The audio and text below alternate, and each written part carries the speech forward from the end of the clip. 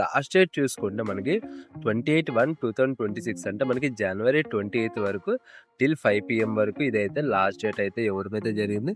అయితే దీనికి ఎలా అప్లై చేయాలంటే మనకి క్లియర్‌గా చూడండి. ఇక్కడ ఏంటంటే ఒక మెయిల్ ఐడీని అయితే ఇచ్చారు.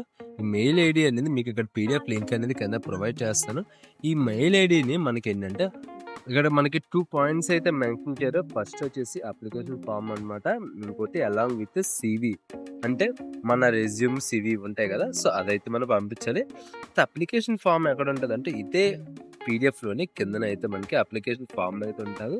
సో ఈ అప్లికేషన్ ఫామ్ని ప్రింట్ తీసుకొని దానికి కావాల్సిన ఎడ్యుకేషన్ క్వాలిఫికేషన్ కానీ ఆధార్ కానీ ఇలా ఎవ్రీథింగ్ అనేది మనం ఫార్వర్డ్ అయితే చేయాల్సి ఉంటుంది. త్రూ మనం మెయిల్ ద్వారా పంపించాలి, అది గుర్తుపెట్టుకోండి.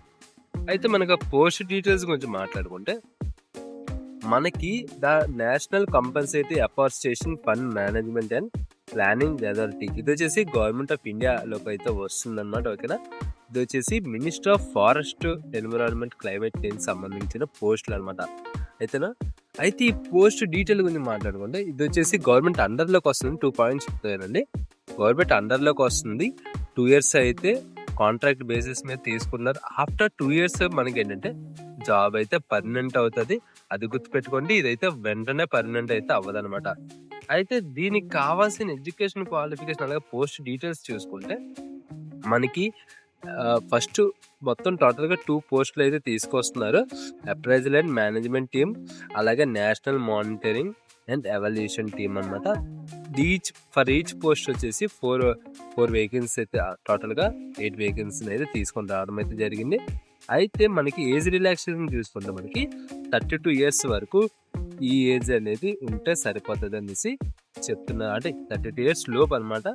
ఈ పర్టికులర్గా ఈ క్యాస్ట్ అనేది మెన్షన్ చేయాలి. ఏ క్యాస్ట్ అయినా అప్లై చేసుకోవచ్చు, దీనిలో క్యాస్ట్ సంబంధించింది కూడా ఏది లేదు. అలాగే పీరియడ్ ఆఫ్ కాంట్రాక్ట్ చెప్పాను కదా, మనకి 2 years వరకు కాంట్రాక్ట్ అయితే ఉంటుంది. పర్ మంత్ మనకి ఏంటంటే 50,000 వరకు శాలరీ అయితే రావడం అయితే జరుగుతుంది.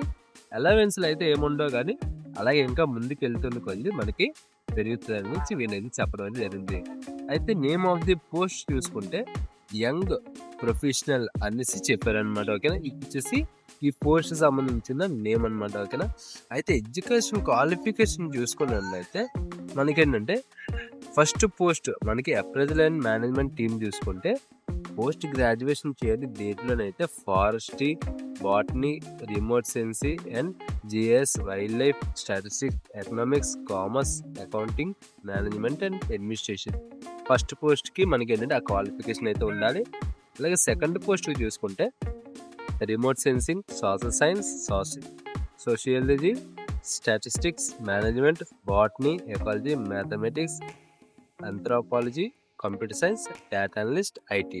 సో ఇవి చేస్తే మనకి ఏంటంటే సెకండ్ పోస్ట్కి అయితే మనం అప్లై చేయడానికి అయితే అవుతుంది. అయితే నెక్స్ట్ ఇంకోటి వచ్చేసి మనకి డిజైరబుల్. మీరు ఒకటి గమనించండి, ఇప్పుడు ఎక్స్పీరియన్స్ అడిగాడు, కాకపోతే ఖచ్చితంగా ఉండాలి అనేది వీళ్ళైతే మెన్షన్ చేయలేదు. సో చాలా మంది చూసి కన్ఫ్యూజన్ అయితే అవుతారు. ఖచ్చితంగా ఉండాలి అని అయితే ఎక్కడ మెన్షన్ చేయాలి. కాకపోతే 1 year లైక్ ఏంటంటే గవర్నమెంట్ సంబంధించిన ఏదైనా ఆర్గనైజేషన్ కానీ, ఇంటర్నేషనల్ ఆర్గనైజేషన్ కానీ, సో ఇలాంటి వాటిలో మీరు ఏంటంటే ఏదైనా ఎక్స్పీరియన్స్ ఉంటే ఇంకా బెనిఫిట్ అవుతుందని వీళ్ళైతే చెప్పడం అయితే జరిగింది. సో ఆ రకంగా చూసుకుంటే మనకి ఏంటంటే ఒక మంచి నోటిఫికేషన్ బట్టి మీరు ఏంటంటే ఒక మంచి జాబ్లోకి అయితే వెళ్ళడం అయితే జరుగుతుంది. ఎవ్రీ పర్సన్ క్వాలిఫికేషన్ ప్రతి పర్సన్ అప్లై చేసుకోవడానికి ట్రై చేయండి. ఎందుకంటే ఫ్రీ ఆఫ్ కాస్ట్, దీనికి ఎటువంటి ఫీ కూడా పే చేయాల్సిన అవసరం లేదు, ఎగ్జామ్ కూడా లేదు. కాబట్టి ఏమో బై లక్ ఒకవేళ మీకు వచ్చే ఛాన్స్ అయితే ఉంటుంది. ఓకే, సో వీడితో అంతే ఫ్రెండ్స్. వీడియోస్తే లైక్ చేసి షేర్ చేసి సపోర్ట్ చేయండి. కొత్తగా వస్తే సబ్స్క్రైబ్ చేసుకుని బెల్ ఐకాన్ అయితే ఆల్ యాక్టివ్ చేసుకోండి. అలాగే ఏమైనా డౌట్స్ ఉంటే కింద కామెంట్ సెక్షన్లో కామెంట్ చేయండి. Thanks friends. Bye. See next video.